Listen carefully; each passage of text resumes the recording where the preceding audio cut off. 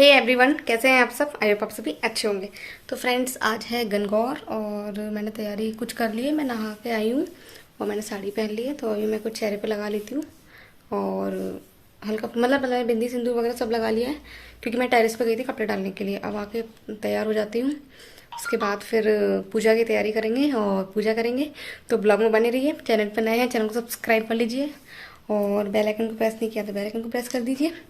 So friends, ये मैंने मेहंदी लगा ली रात में, बस ये लगाए थे क्योंकि टाइम नहीं था, बहुत लेट हो गए थे हम लोग इस वजह से। तो देखते हैं कैसे क्या पूजा करते हैं। अभी उनका श्रृंगार वगैरह भी बनाएंगे और गणगौर की पूजा कैसे होती है वो भी आप देखना। और नहीं देखी है तो पिछले ब्लॉग में मैं डाली है, आप उसमें भी देख सकते हो। लिंक मैं दे दूँगी आपको डिस्क्रिप्शन बॉक्स में। और इस साल कैसी होती है, क्योंकि इस साल मैं अकेली हूँ इस वजह से। और गणगौर में ले आई थी कल, तो मैं आपको भी सब दिखा दूँगी। सो ब्लॉग में बने रहिए और चैनल वो सॉरी ब्लॉग स्किप मत करना, पूरा देखना, क्योंकि आज का दिन बहुत इंटरेस्टिंग होने वाला है। सो चलो एंजॉय करना हमारे साथ। चलो तो मैं तैयार हो जाती हूँ।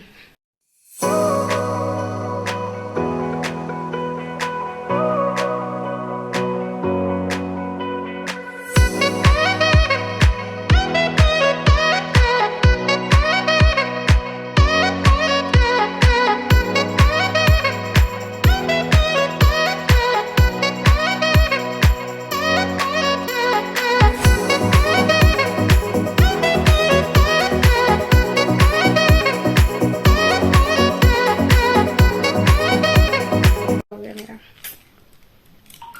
चलो मैं मंगलसूत्र पहन लेती। सो फ्रेंड्स, मैं फाइनली रेडी हो चुकी हूँ, आप लोग देख सकते हैं। अभी मैंने बाल नहीं बनाया है क्योंकि अभी मुझे कहीं जाना है इस वजह से।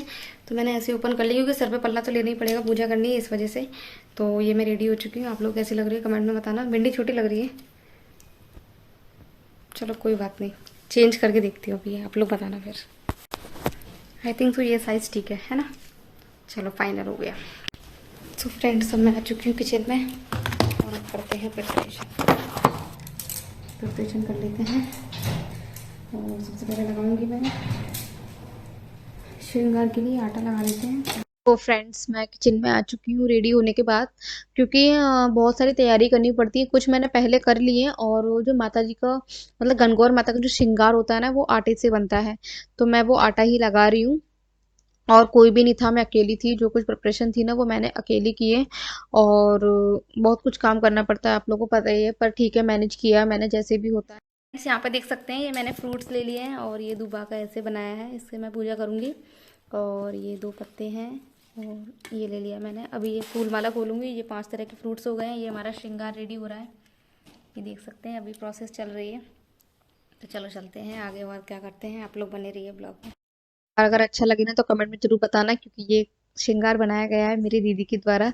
सो मुझे तो बहुत अच्छा लगा, आप लोग को अच्छा लगे तो कमेंट में जरूर बताना। फ्रेंड्स, फाइनली सब कुछ रेडी होने के बाद मैं आ चुकी हूँ मंदिर में, और जो मंदिर में सारी तैयारियां होती हैं वो कैसे क्या करते हैं वो मैं यहाँ पे कर रही हूँ। और सब कुछ मैनेज करना पड़ता है अकेले ही। सामान लेने भी मैं बाहर खुद अकेले गई, क्योंकि राहुल 2-3 दिन इतने बिजी थे कि क्या ही मैं उनसे बोलती। तो जो कुछ करना था वो मैंने अकेले मैनेज किया है, इसलिए मैं इतने अच्छे से तैयार भी नहीं हुई, क्योंकि मन ही नहीं करता, क्योंकि सब कुछ मैनेज करना होता है और शूटिंग भी खुद ही करना, मतलब पूरा ब्लॉग शूट मैंने खुद से किया है। तो ये देख सकते हैं, बंद चालू जो कुछ भी है खुद से कर रही हूँ। तो यहाँ पे मैं चौक निकाल रही हूँ, क्योंकि एक हाथ से फोन पकड़ा हुआ था मैंने और एक हाथ से चौक से शायद थोड़ा सा टेढ़ा लग रहा है मुझे, और आपको वीडियो में टेढ़ा लग रहा है, बट जो मतलब मैंने बनाया ना वो सीधा बना, ये आप देख सकते हैं। और ये देखिए, मैंने यहाँ पे गणगौर माता की स्थापना करूंगी, तो मैं यहाँ पे इसको हल्दी से शुद्ध कर देती तो अच्छा रहता है। तो उसके बाद मैं चौक बना के जो पटा रख दिया है। तो यहाँ पे देख सकते हैं मेरे गणगौर, ये मैं मार्केट से लेके आई थी, यहाँ बहुत मुश्किल से मिले मुझे, पर फाइनली मिल गए। क्योंकि इतना घूमने के बाद ऐसा लगा पता नहीं यार कैसे क्या मैनेज होगा, और मिट्टी से भी बनाना फिर एकदम सब कुछ नहीं पॉसिबल था, पर फाइनली मिल गए, माता जी की कृपा हुई। और ये देख सकते हैं यहाँ पे, अब उनकी स्थापना करने के बाद जो और प्रिपरेशन होती है वो मैं सब कर रही हूँ यहाँ पे। तो धूप बत्ती जलाना, क्योंकि सब कुछ आपको पता ही है क्या कैसे करना होता है। और मुझे भी, क्योंकि मैं पहली बार अकेले कर रही हूँ, क्योंकि पिछली बार 2 साल मैंने सबके साथ किए तो मुझे इतनी दिक्कत नहीं आती। पर जो काम अपन अकेले करते हैं उसमें कंफ्यूजन थोड़ा बहुत होता है, अगर थोड़ी बहुत गलती हो कुछ भी हो भगवान जी माफ करेंगे, ऐसा नहीं है। पर जैसा भी हुआ मैंने अकेले मैनेज किया, और ये इस तरीके से मैं पूजा कर रही हूँ। और कैमरा भी बीच बीच में मैंने ट्राइपॉड पे फिक्स कर दिया था, पर थोड़ा बहुत ऊपर नीचे करना मतलब फिक्स जैसे कैसे मैंने मैनेज किया। और ये देख सकते हैं मेरा मंदिर है ये। आप लोगों को अच्छा लगे तो कमेंट में, थोड़ा सा भी मेहनत लगे ना अकेले की, तो आप लोग कमेंट जरूर बताना प्लीज। सो अब ये देख सकते हैं पूजा वगैरह जो भी है। हाँ, मतलब बहुत सारी चीजें होती है। श्रृंगार लिया था मैंने, श्रृंगार में 11 चीज थी। तो वो जो सासू को देते हैं और जो गुने बनाते हैं वो मैंने बनाए थे। और दूबा लेते हैं, माला है, फूल है, मैंने सारी चीजें लिस्ट बना ली थी। इससे क्या है, दिक्कत नहीं आती, क्योंकि अदरवाइज कुछ ना कुछ भूल ही जाते हैं इस वजह से। तो जैसे भी हुआ मैंने किया, और इतना ही हो पाया, क्योंकि अकेले तो मुझे पॉसिबल ही लग रहा था मुझे पूजा होगी कैसे, बट फाइनली भगवान की कृपा हुई और मैंने कर ली पूजा। और यहाँ पे मैं सारे भगवानों को फूल चढ़ा रही हूँ, जितने भी मतलब ऊपर जो मेरे भगवान बैठे हुए हैं, क्योंकि माता जी भी बैठी हुई हैं, नवरात्रि चल रहे हैं। तो इस वजह से तो यहाँ पे हाथ नहीं पहुंच रहा था, इसलिए मैं ऐसे बैठ के, और इसलिए भगवान जी पे मैं पूरा फूल वूल चढ़ा रही हूँ। तो आप लोग, मैं फास्ट फॉरवर्ड कर देती हूँ क्योंकि फिर ब्लॉग बहुत लेंथी हो जाएगा। तो आप लोग एंजॉय कीजिए, और थोड़ा सा भी अच्छा लगे तो कमेंट में बताना। सो चैनल पे नए हैं, चैनल को सब्सक्राइब कर लेना। तो मैं यहाँ पे फास्ट फॉरवर्ड कर देती हूँ, म्यूजिक लगा देती हूँ। ओके।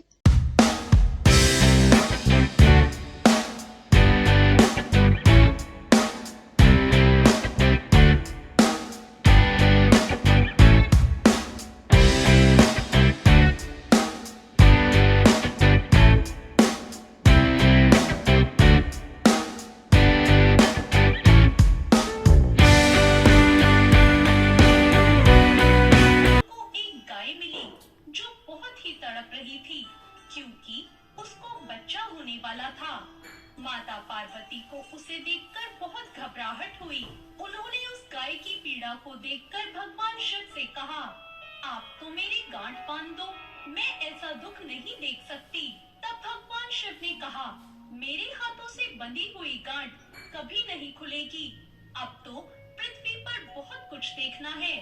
तब वो दोनों आगे चले तो उन्होंने देखा कि एक हथनी भी वैसे ही परेशान हो रही थी।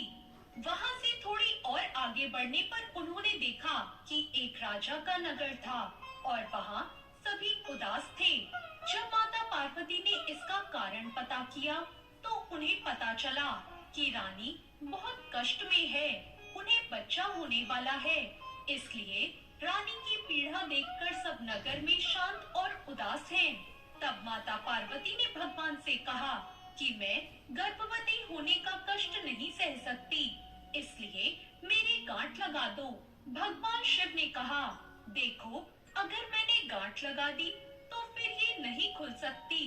पर वो नहीं मानी और उनके जिद करने पर भगवान शिव ने उन्हें गांठ लगा दी। अब वो थोड़ा आगे चले और फिर सैर करके वापस आने लगे। वापस आते समय राजा का नगर आया और उन्होंने देखा राजा के यहाँ शहनाई और बाजे बज रहे हैं और खुशियाँ मनाई जा रही है। रानी भी बहुत खुश है। तब गौरा जी ने कहा, आप मेरी गांठ खोल दीजिए, मुझे भी बेटा होगा तो मैं भी इतनी खुश होंगी। तब भगवान ने मना कर दिया और कहा, ये गांठ अब नहीं खुल सकती। और फिर दोनों आगे चले। उन्होंने देखा हत्ती भी अपने बच्चे को प्यार से चाट रही थी और आगे चलने पर गाय भी खुश नजर आ रही थी और अपने बच्चे के साथ थी। तब माता गौरा ने भगवान शिव से एक बार फिर कहा कि आप मेरी गांठ खोल दीजिए, मैं भी माँ बनना चाहती हूँ। भगवान शिव ने कहा, ऐसा नहीं हो सकता। और फिर वो दोनों घूमते घूमते फिर से कैलाश पर्वत जा पहुँचे।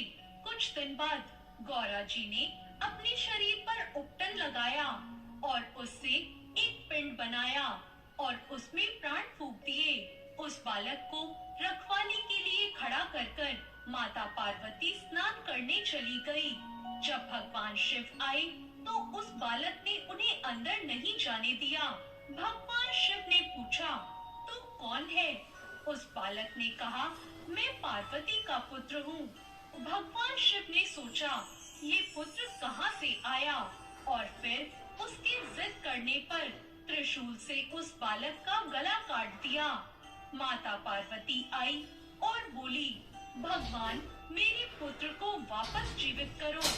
भगवान शिव ने अपने गणों से कहा, जो भी कोई स्त्री अपने पुत्र से पीठ देकर सो रही हो, उसके बच्चे का सिर काट लाओ। सभी गण घूमते घूमते जंगल में पहुँचे। वहाँ एक हथनी अपने बच्चे से विमुख होकर सो रही थी। गणों ने उसका सिर काट लिया।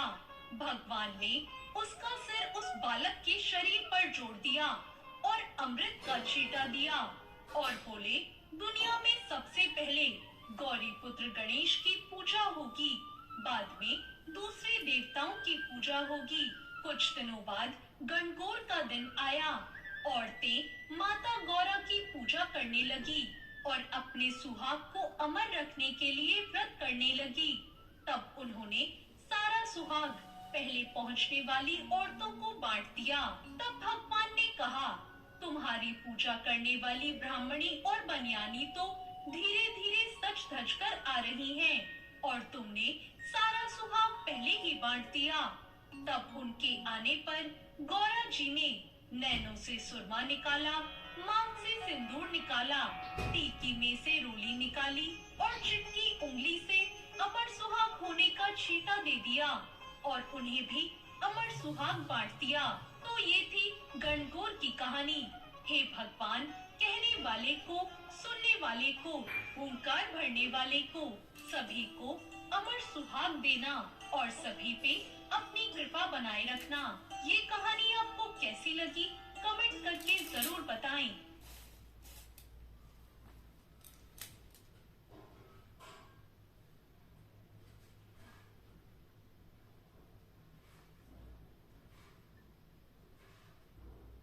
आरती गौरल माता की, सरजी पार्वती जी की।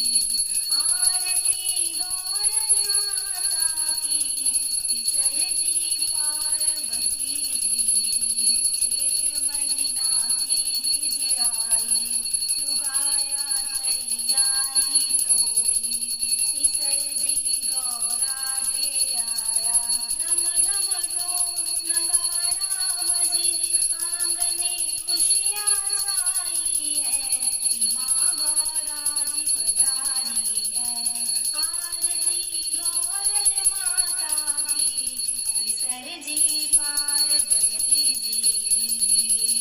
कनक में टीका तो सोहे, नाक में नथनी तो मोहे, हाथ में चुड़लो तो खनके, गले माला मोतियन की। पाँव में पायल छम छमके, महे गणगौर पूजारी।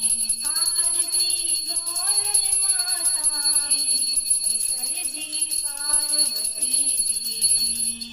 हे तो जगत की हो रानी, थाकी महिमा सब जानी। हे तो जगत की हो रानी, थाकी महिमा सब जानी। मुझे खाने सब नर नारी, 16 दिन कुंवारी कन्या। खाने मन से जावे, कामना पूरी कर लो जी। आरती गौरल माता की, सरजी पार्वती जी की।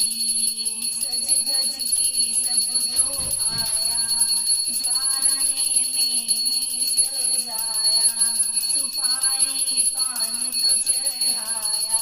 सरजी थे गौरा देखे, अमर सुहाग राखो जी, के बिमली माँ की बिन।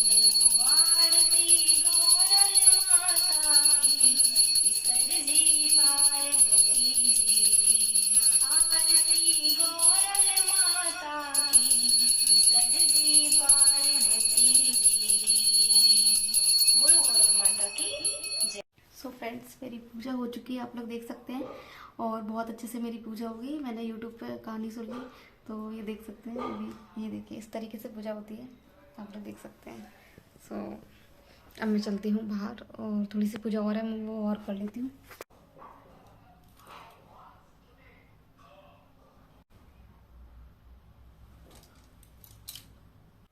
सो फ्रेंड्स, मेरी पूजा हो गई है। अब बस तुलसी की पूजा और करनी है और अंदर मैंने पूजा कर ली है। सो अब देखते हैं दिन में क्या करती हूँ मैं। थोड़ा बहुत तो बने रहिए ब्लॉग में और देखना क्या कैसे होता है सब कुछ। अभी पैर में आलता भी लगाऊंगी, पर मुझे कहीं जाना है तो उससे पहले मैं पहले वो काम कर आऊँगी, क्योंकि अदरवाइज़ पूरा रेड रेड हो जाएगा, इसलिए तो मैं फिर बाद में लगाऊंगी आलता पैरों में। फिर चलते हैं। सो फ्रेंड्स, मैं इस ब्लॉग को यहीं एंड करती हूँ। आप लोग को अच्छा लगे तो चैनल को लाइक से सब्सक्राइब करना, चैनल पर नए हो चैनल को सब्सक्राइब कर लेना। और ये मेरी पूजा हो चुकी है, सो मिलते हैं नेक्स्ट ब्लॉग में। और तब तक के लिए बाय बाय। और नेक्स्ट ब्लॉग बहुत इंटरेस्टिंग होना, सो प्लीज़ ज़रूर देखना। सो ये देख सकते हैं, चलो।